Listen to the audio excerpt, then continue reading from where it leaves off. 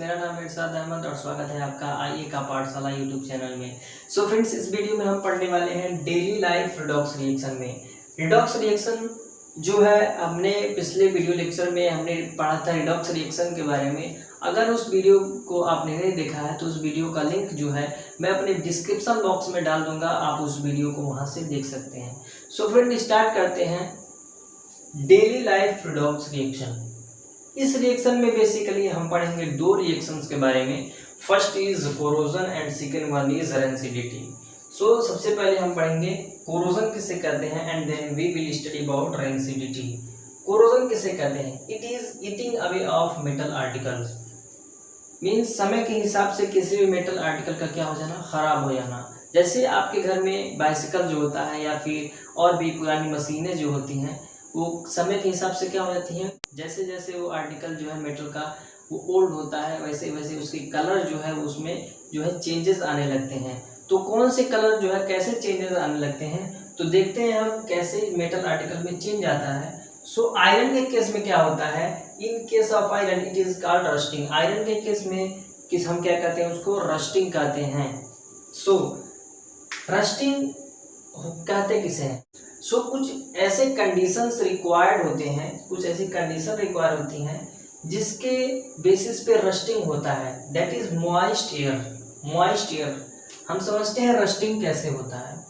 So friends, rusting होने के लिए दो कंडीशन है। First is moisture, that is H2O, and second one is air, that is O2। तो ये क्या करते हैं, ये दो कंडीशन ऐसे हैं। तो ये क्या करते हैं, किसी भी मेटल पर रस्टिंग लाना स्टार्ट करते हैं। ये उस जैसे हमने लिया मेटल आर्टिकल Fe, उसके साथ हमने रिएक्ट कराया ऑक्सीजन, तो क्या बना Fe2O3.X H2O। ये बेसिकली क्या होता है, ये जो है ये एक ऐसा कोटिंग जो है किसी भी मेटल आर्टिकल पे जो है पर कवर्ड हो जाता है। ये होता है रेड ब्राउनिश कलर का, रेड ब्राउनिश कलर का होता है, जो किसी भी मेटल आर्टिकल पर क्या होता है, कोटिंग जो है बना लेता है। और इसी को हम क्या बोलते हैं, इसी को हम बोलते हैं रस्ट। सो क्या होता है रस्टिंग? आयरन के केस में हम रस्टिंग किसे कहेंगे? Rusting it is eating away of iron article. It is eating away of iron article को क्या बोलेंगे, रस्टिंग। रस्टिंग होने के लिए दो कंडीशन रिक्वायर्ड है। First is moisture and second is air. तो इस रिएक्शन में क्या होता है, Fe जो है वो ऑक्सीजन के साथ रिएक्ट करता है, बनाता है Fe2O3.X H2O। वो क्या करता है, वो रेड ब्राउनिश कलर का होता है, जो क्या कर उसी को बेसिकली हम क्या बोलते हैं, रस्ट बोलते हैं, जो किसी भी मेटल आर्टिकल पे क्या हो जाता है, कवर्ड हो जाता है। सो हमने पढ़ा इसके कोरोजन के बारे में और रस्टिंग के बारे में। अब इसको हम प्रिवेंट कैसे कर सकते हैं, क्योंकि इससे क्या होता है, इससे कोई भी मेटल आर्टिकल क्या होता है, डैमेज हो जाता है, कोई मेटल आर्टिकल जो है वो खराब हो जाता है। तो इसको हम बचा कैसे सकते हैं, इसको हम प्रिवेंट कैसे कर सकते हैं। सो मैंने यहाँ पे कुछ पॉइंट्स लिखा है जिसके बेसिस पे हम क्या कर सकते हैं, रस्टिंग को है, रस्टिंग या फिर कोरोजन को हम क्या कर सकते हैं, प्रिवेंट कर सकते हैं। सो प्रिवेंशन देखते हैं हम सब। प्रिवेंशन में सबसे पहला जो है वो है पेंटिंग। अगर मेटल आर्टिकल, आपका मेटल आर्टिकल जो है वो रस्ट हो जाता है, कोरोड हो जाता है, तो उस पर हम क्या कर सकते हैं, उसमें हम पेंट कर सकते हैं। पेंट करने से क्या होता है, पेंट जो रस्टिंग जो है वो कुछ दिनों के लिए क्या होता है, रुक जाता है। तो ये पहला प्रिवेंशन है, that is painting. And B is lubricating.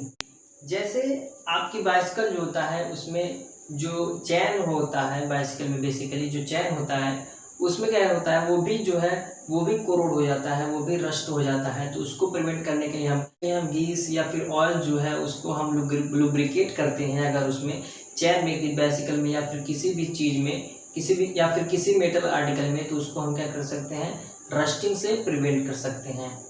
तो second one is lubricating. C is galvanisation.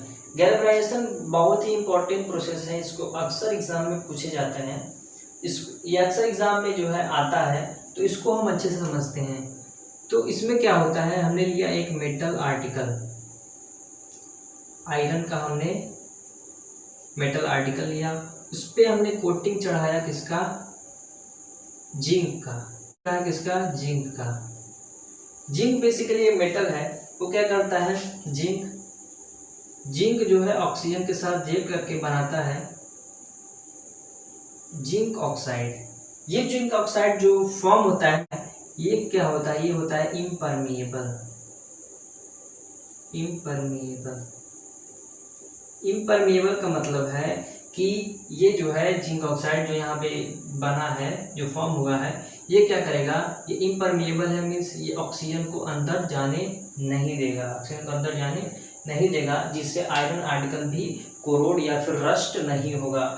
तो इसी तरीके से हम जो है गैल्वेनाइजेशन का प्रोसेस जो है उसको हम करके हम किसी भी मेटल आर्टिकल को रस्ट होने से हम क्या कर सकते हैं, प्रिवेंट कर सकते हैं।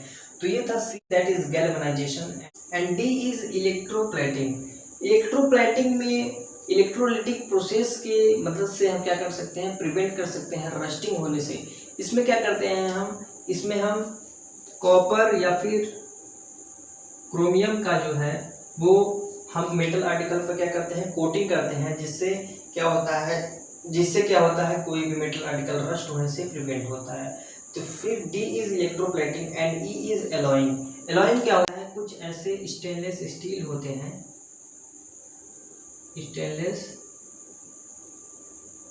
होते हैं, जैसे आयरन, कॉपर एंड क्रोमियम। ये क्या करते हैं, किसी भी आयरन आर्टिकल को रस्ट होने से प्रिवेंट करते हैं। सो ये मैंने कुछ पॉइंट्स बताया जिससे हम किसी भी मेटल आर्टिकल को रस्ट होने से या फिर कोरोड होने से प्रिवेंट कर सकते हैं। और हमने समझा कोरोजन किसे कहते हैं, रस्टिंग किसे कहते हैं, और रस्टिंग होने के कौन कौन से कंडीशन जो है वो रिक्वायर्ड है। सो ये सारी बातें हो गई कोरोजन के बारे में। अब हम पढ़ते हैं रेंसिडिटी के बारे में। सो फ्रेंड्स, अब हम पढ़ते हैं रेंसिडिटी के बारे में। Rancidity, the oxidation of food when it comes in contact with air. Food का एयर के कांटेक्ट में ज़्यादा देर तक रहने से क्या होता है, फूड जो है वो रेंसिड हो जाता है, और इसी को बोलते हैं रेंसिडिटी।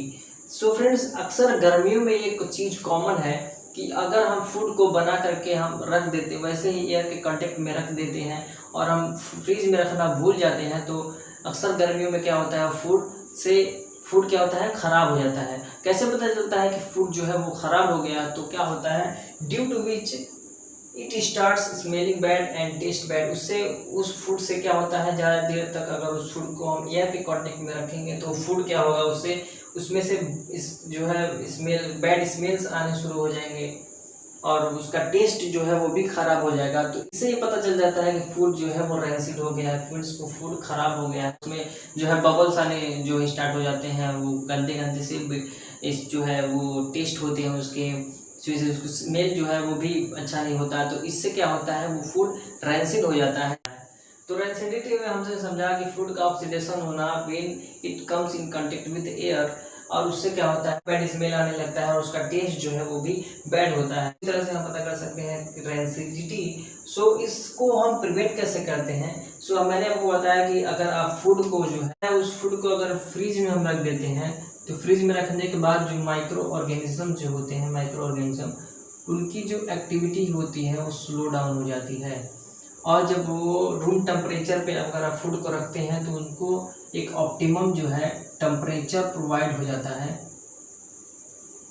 जिससे माइक्रो ऑर्गेनिज्म जो है बहुत ही फास्ट तरीके से जो क्या करते हैं, अपनी एक्टिविटी प्रोसेस को जारी रखते हैं, जिससे क्या होता है, फूड जो है रेंसिड हो जाता है। So first is storing at low temperature. Low temperature पे अगर हम फ्रीज में, लो टेम्परेचर का मतलब है अगर हम उसको फ्रीज में रख देंगे तो उसके जो माइक्रो ऑर्गेनिज्म है वो स्लो डाउन हो जाएगा। अब ये नहीं कि आप उस फूड को जो है फ्रीज में रखने के बाद 1 महीने के बाद जो है आप फूड को खाएंगे, तो सिर्फ वो जो है फ्रीज में माइक्रो ऑर्गेनिज्म की जो एक्टिविटी है वो स्लो होती है, पर उनकी एक्टिविटी जो है वो जारी रहती है। एक्टिविटी जो उनकी है दिन पर दिन क्या होती है, होती रहती है। तो सो हम कैसे प्रिवेंट कर सकते हैं, स्टोरिंग एट लो टेम्परेचर पे। And second is adding preservatives, means कुछ ऐसे एंटी ऑक्सीडेंट होते हैं,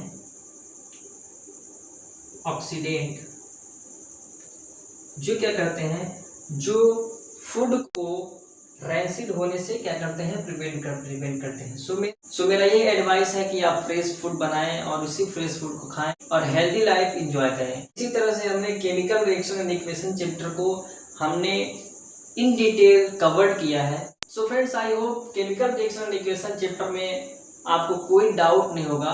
अगर आपको डाउट है तो आप कमेंट सेक्शन में आप कमेंट करके हमसे पूछ सकते हैं, उस कमेंट का हम फीडबैक जरूर देंगे। सो फ्रेंड्स, इस वीडियो में हमने chemical reaction and equation chapter को कवर किया है। सो फ्रेंड्स, मिलते हैं नेक्स्ट वीडियो में एक नए कॉन्सेप्ट के साथ। Thank you and thank you very much.